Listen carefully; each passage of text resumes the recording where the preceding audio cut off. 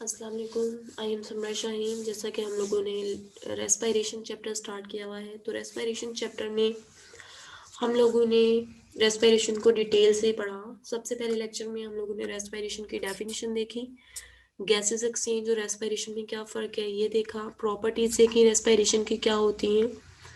उसके बाद हम लोगों ने रेस्पिरेशन इन प्लांट्स को डिटेल से स्टडी किया। अब फिर रेस्पिरेशन इन मैन और उसके बाद एक्सपायरेशन और इंस्पायरेशन। आज हम लोगों ने जो नेक्स्ट स्टार्ट करना है वो है transport of respiratory gases. Transport of respiratory gases में जैसे कि हम देखते हैं कि रेस्पिरेशन ऐसा प्रोसेस होता है जिसमें ऑर्गेनिज्म इनटेक करते हैं ऑक्सीजन और रिलीज करते हैं कार्बन डाइऑक्साइड। तो इनटेक करते हैं ऑक्सीजन और रिलीज करते हैं कार्बन डाइऑक्साइड। इस प्रोसेस को हमने कहा था कि हम बोलते हैं रेस्पिरेशन का प्रोसेस है। इसमें क्या करते हैं, by blood passing through the capillaries of alveoli. तो क्या करते हैं, कैसे एक्सचेंज होता है एल्वोलाई की कैपिलरीज से। कैपिलरीज में से कार्बन डाइऑक्साइड एल्वोलाई में आ जाती है, एल्वोलाई की एयर में से ऑक्सीजन कैपिलरीज के अंदर डिफ्यूज कर जाती है। तो इसमें कौन कौन से फैक्टर्स अपना मतलब रोल प्ले करते हैं। तो सबसे पहले पार्शियल प्रेशर्स का डिफरेंस होता है। डिफ्यूजन जो होती है ऑक्सीजन और कार्बन डाइऑक्साइड की पार्शियल प्रेशर की वजह से टेक प्लेस होती है। अब इसमें हम लोगों ने जो प्रॉपर्टीज पढ़ी थी, हमने कहा था कि रिच ब्लड कैपिलरीज होनी चाहिए। रिच ब्लड कैपिलरीज होंगी तो गैसेस एक्सचेंज ज़्यादा से ज़्यादा होगा। तो ये एल्वोलाई सरफेस पे होंगी रिच ब्लड कैपिलरीज। उसके अलावा एक्सट्रीमली थिन लेयर होनी चाहिए, वो भी एल्वोलाई की है एक्सट्रीमली थिन लेयर। उसके अलावा लार्ज सरफेस एरिया होना चाहिए। तो एल्वोलाई इन तीनों डिमांड्स को पूरा कर रही है, इन तीनों डिमांड्स को पूरा कर रही है। नंबर 1 पे कैपिलरीज का एक्सटेंसिव नेटवर्क मौजूद है, नंबर 2 पे एक्सट्रीमली थिन लेयर है इसकी, और नंबर 3 पे इसका सरफेस एरिया लार्ज है। इसके अलावा जो एल्वोलाई है वो सेपरेट रखती है लंग्स में एयर को और ब्लड को। तो इसकी थिन मेम्ब्रेन होती है और ये सेपरेट रखती है कैपिलरीज और एल्वोलाई में लंग्स एयर को और ब्लड को। नेक्स्ट अगर देखें तो ट्रांसपोर्ट ऑफ ऑक्सीजन, ऑक्सीजन की ट्रांसपोर्ट कैसे होगी। हमारी बॉडी में हीमोग्लोबिन के मॉलिक्यूल्स मौजूद हैं।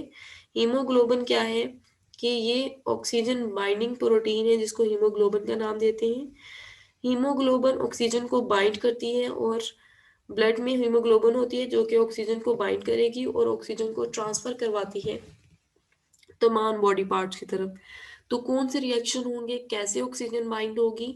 सबसे पहले रेस्पिरेटरी पिगमेंट जो है वो ह्यूमन में वही बताया गया है कि वो कौन सा होता है, हीमोग्लोबिन होते हैं, वो रेड कलर की होगी।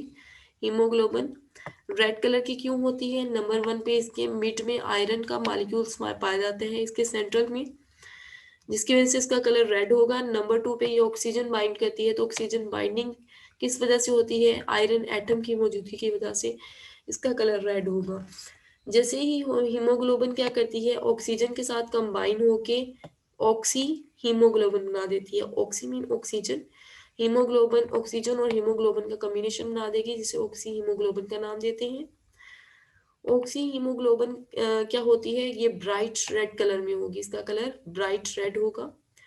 ऑक्सी हीमोग्लोबिन हाईली अनस्टेबल है, ये ऑक्सीजन को अपने साथ बाइंड तो करेगी लेकिन क्या है, ये अनस्टेबल है, ये फौरन से ब्रेकअप होती है और ये पर्पल कलर में पहले ब्राइट रेड थी फिर ये पर्पल रेड कलर में कन्वर्ट हो जाती है जिसको हीमोग्लोबिन का नाम देते हैं। ठीक है, ऑक्सी हीमोग्लोबिन जो है वो ब्राइट रेड कलर में है लेकिन वो हाईली अनस्टेबल है।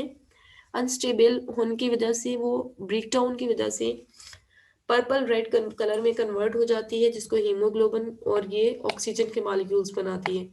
ऑक्सीजन जो है ये टेक प्लेस होती है लो ऑक्सीजन कंसंट्रेशन में, ये सारा रिएक्शन।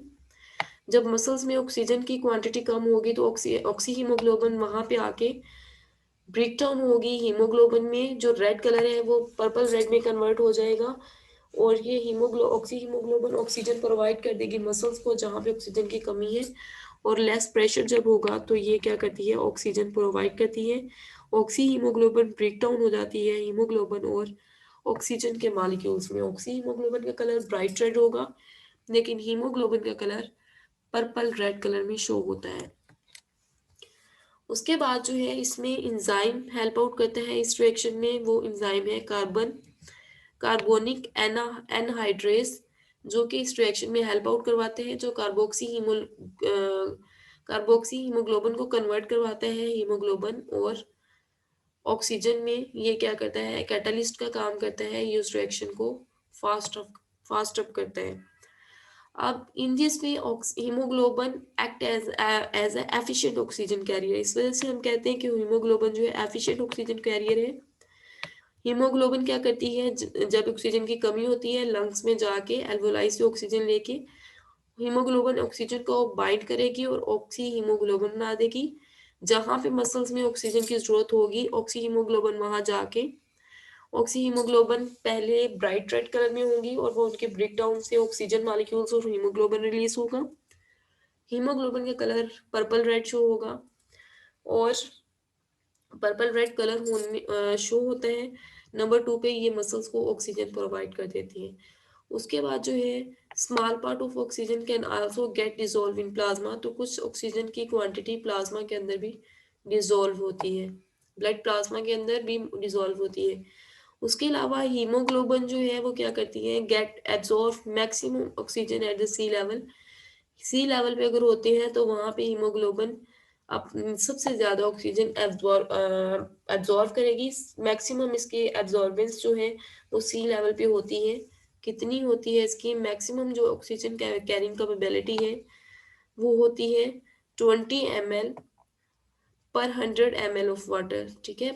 20 ml होती है 100 ml ऑफ वाटर में, जब ये सी लेवल पे होती है तो इसके मैक्सिमम ऑक्सीजन एब्सॉर्बिंग कैपेबिलिटी सी लेवल पे होगी। उसके अलावा अंडर नॉर्मल कंडीशन जो है blood alveoli is not completely oxygenated. जब नॉर्मल कंडीशन होती है तो ब्लड कम्प्लीटली ऑक्सीजनेटेड नहीं होता, लेकिन सी लेवल में ब्लड ऑक्सीजनेटेड होगा क्योंकि हीमोग्लोबिन की कैपेसिटी बढ़ जाती है ऑक्सीजन के एब्जॉर्ब करने की। 100 ml ऑफ अगर ब्लड है तो उसमें 20 ml जो है वो ऑक्सीजन डिसॉल्व हो जाती है, तो उसकी सी लेवल पे ऑक्सीजन डिसॉल्विंग कैपेबिलिटी इंक्रीज होगी ऑक्सी हीमोग्लोबिन की। उसके बाद फैक्टर इफेक्टिंग है, कौन कौन से फैक्टर इफेक्ट करते हैं कैपेसिटी ऑक्सीजन की, कि वो इस कैपेसिटी पे ऑक्सीजन बाइंड हो हीमोग्लोबिन के साथ। तो 3 इंपॉर्टेंट फैक्टर्स हैं जो कि इफेक्ट करते हैं, जो कि ऑक्सीजन की बाइंडिंग में हेल्प जो वो अपना रोल प्ले करते हैं। सबसे पहले कार्बन डाइऑक्साइड, टेम्परेचर और पीएच। कार्बन डाइऑक्साइड क्या होगी, कार्बन डाइऑक्साइड जब इंक्रीज होगी तो कैपेसिटी हीमोग्लोबिन की डिक्रीज होगी। तो कार्बन डाइऑक्साइड इनवर्सली प्रोपोर्शनल है हीमोग्लोबिन की कैपेसिटी के। तो जब कार्बन डाइऑक्साइड डिक्रीज होगी तो हीमोग्लोबिन की जो है कैपेसिटी वो डिक्रीज होगी कार्बन डाइऑक्साइड के इंक्रीज होने की वजह से। उसके बाद टेम्परेचर जो है अगर डिक्रीज होगा तो हीमोग्लोबिन की कैपेसिटी इंक्रीज होगी। तो टेम्परेचर भी इन्वर्सली प्रोपोर्शनल है, क्योंकि जैसे ही टेम्परेचर इंक्रीज होता है तो मस्कुलर एक्टिविटी इंक्रीज हो जाती है। मस्कुलर एक्टिविटी के इंक्रीज होने की वजह से हीमोग्लोबिन की जो कैपेसिटी है वो कम हो जाएगी, उसकी ऑक्सीजन कैरिंग कैपेसिटी कम होगी ज़्यादा टेम्परेचर होने की वजह से। इसके अलावा पीएच है, अगर पीएच को इंक्रीज करते हैं तो ऑक्सीजन की कैपेसिटी जो है वो भी इंक्रीज होती है। तो पीएच जो है वो डायरेक्टली प्रोपोर्शनल है हीमोग्लोबिन की ऑक्सीजन बाइंडिंग कैपेसिटी के, जबकि कार्बन और टेम्परेचर इनवर्सली प्रोपोर्शनल है, पीएच डायरेक्टली प्रोपोर्शनल होगी।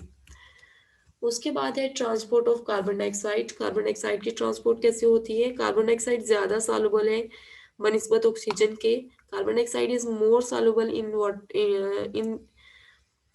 Then oxygen. तो कार्बन डाइऑक्साइड ज़्यादा सॉल्युबल है वाटर में या ब्लड में देन ऑक्सीजन के। तो जो फ्रॉम टिश्यू कार्बन डाइऑक्साइड क्या करता है, मूव करता है ब्लड प्लाज्मा में और ब्लड कैपिलरीज में। जितनी कार्बन डाइऑक्साइड होती है वो ब्लड प्लाज्मा में मूव करेगी, फिर ब्लड कैपिलरीज में मूव करेगी। फिर क्या होगी, कार्बन डाइऑक्साइड इंटर हो जाती है प्लाज्मा में, डिफरेंट स्टेट में ये इंटर होती है। कैसे इंटर होती है, 3 वेज हैं इसके भी।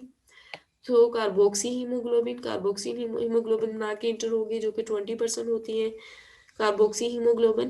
कार्बोक्सी हीमोग्लोबिन में क्या होता है, कार्बन डाइऑक्साइड के मॉलिक्यूल्स कंबाइन करते हैं हीमोग्लोबिन के साथ ऑक्सी हीमोग्लोबिन में ऑक्सीजन कंबाइन करती थी हीमोग्लोबिन के साथ, यहाँ पे कार्बन डाइऑक्साइड कंबाइन करेगी हीमोग्लोबिन के साथ।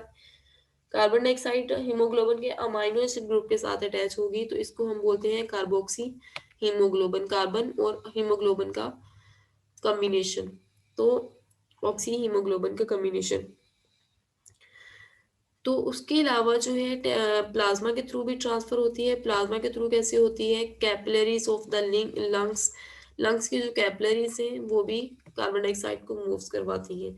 वो कितनी है? 5%। और 70% बाइकार्बोनेट के थ्रू ट्रांसफर होती है। तो वो हाइट जो है वो बाइकार्बोनेट के थ्रू होगी। बाइकार्बोनेट आयन के साथ कंबाइन करेंगे, बाइकार्बोनेट आयन कंबाइन होते हैं सोडियम आयन के साथ प्लाज्मा में, तो इस तरह कार्बन डाइऑक्साइड ट्रांसफर होती है। उसके बाद हम देखते हैं carbon dioxide in arterial end venous blood. Arterial artery का ब्लड और वेन्स का ब्लड। तो आर्टरीज में क्योंकि ऑक्सीजनेटेड ब्लड होता है, तो ऑक्सीजनेटेड ब्लड में ऑक्सीजन के साथ साथ 50 ml कार्बन डाइऑक्साइड होती है। अगर 100 ml वो हम ब्लड को देखते हैं, तो जो आर्टरीज का ब्लड है उसमें 50 ml हर वक्त जो है वो कार्बन डाइऑक्साइड मौजूद होती है। लेकिन जो डीऑक्सीजनेटेड ब्लड दोबारा से वेनस में वापस आता है, उसमें 54 ml होती है कार्बन डाइऑक्साइड। तो सिर्फ 4 का डिफरेंस है, 54 ml होगी वेनस में और 50 ml होती है आर्टरीज में। तो सिर्फ 4 मॉलिक्यूल्स का डिफरेंस है। तो जब भी एयर रिलीज आउट करते हैं लंग से, जो एयर इंटर करते हैं उसमें 0.03 टू 0.04% कार्बन होती है। जबकि जो एयर या जो एयर रिलीज करते हैं उसमें 50, मतलब उसमें सिर्फ 4 मॉलिक्यूल्स कार्बन डाइऑक्साइड के होंगे। वो 4 मॉलिक्यूल्स कहाँ से आते हैं? वो 4 मॉलिक्यूल्स कहाँ से आएंगे? ये जो आर्टरीज का ब्लड है वो 50 को रखेगा, 4 को निकाल देगा, तो वो 4 जो है वो कहाँ जाएंगे? वो एल्वोलाई में जाएंगे और एल्वोलाई में हवा के थ्रू, सांस के जरिए बाहर खारिज कर दिए जाएंगे। तो 100 ml अगर ब्लड लेते हैं, ओनली उसमें 4 ml ऑक्सीजन जो है, कार्बन डाइऑक्साइड पास होती है, ऑक्सीजन लिखती है, यहाँ पे कार्बन डाइऑक्साइड होगी, पास होगी और वो लंग्स के थ्रू पास आउट कर दी जाती है बॉडी से बाहर, उसको रिलीज कर दिया जाता है। तो ये है आज का टॉपिक। उम्मीद है कि समझ आई होगी। Transport of gases, transport of carbon dioxide और transport of oxygen. Transport of oxygen हमने देखा किसके जरिए होती है, ट्रांसपोर्ट ऑफ कार्बन डाइऑक्साइड किस तरह होगी, कौन कौन से एंजाइम्स अपना रोल प्ले करेंगे। उसके अलावा आर्टीरियल और वेनस ब्लड में किस तरह कार्बन डाइऑक्साइड कंसंट्रेशन डिफरेंट होती है।